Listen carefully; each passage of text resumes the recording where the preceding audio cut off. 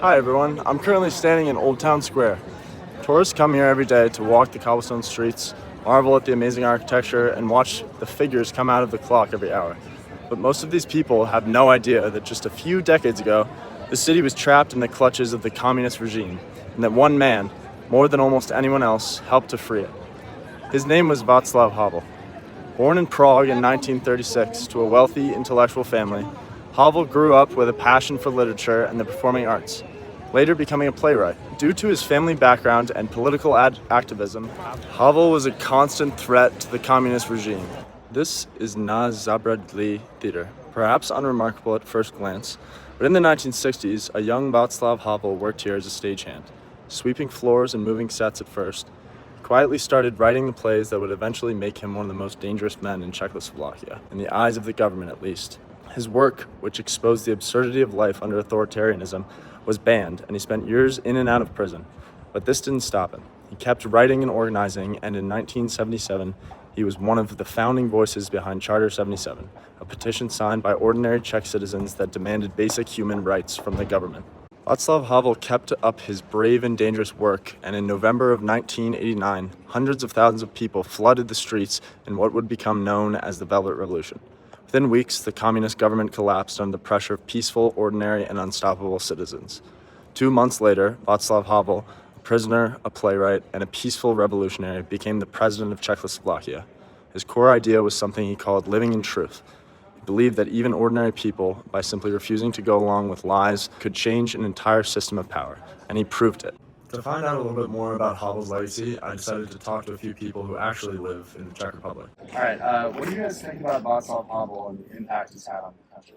Very important person in our history, in terms of democracy, freedom, and yeah, very important.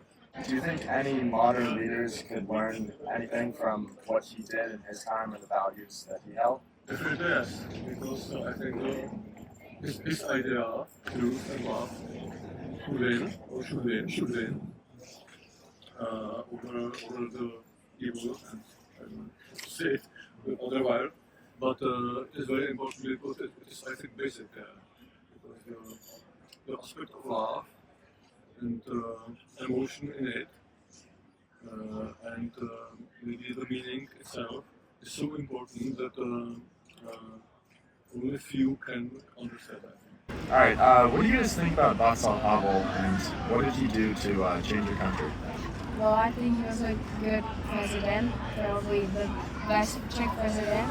Pull your shirt nicely, darling. Sorry, okay, who am I here with? I'm Antonin. Okay, nice to meet you. What do you think of Václav Havel?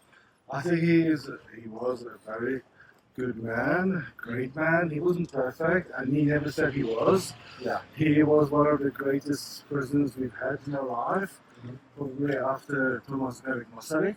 Okay. He was such a genuine and kind and humble person. I was lucky enough to meet him before he was elected, when he was still a dissident. My classmate, his dad was his friend, one of the spokesperson of the Charter 77, so they knew each other, so we said hello, and that was it. So probably we didn't speak. So, but as a person, I appreciate him, and I also appreciate that eventually, after 20 long years, we have again a president that I can be proud of, as the current president, Peter Pavel. Havel was almost like a beacon. What do you think about Václav Havel? Anything? No? Alright, good boy. As a playwright, as a dramatist, as an artist, he was a very creative mind, kind of a prophetic voice. How is he important to you as a Czech person?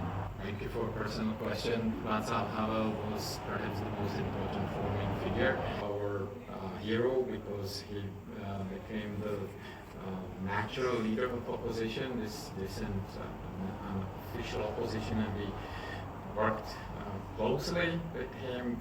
He was really like courageous person. He was this source of ethical ideas that really contributed to smooth transformation of this country from like evil totalitarian system to more like just a system of liberal democracy. What do you think modern people, and maybe especially modern politicians, could learn from him? I think a lot, because we are in time of populism. Rising populism, it means irresponsible and very selfish politics. Vaclav Havel was just a man of responsibility, somebody who really sacrificed in many ways his life for the common good. He was also open to dialogue and discussion with the opponents. He always listened to others, and this is something we miss today and should be learned from him. Okay, that's great. Thank you so much.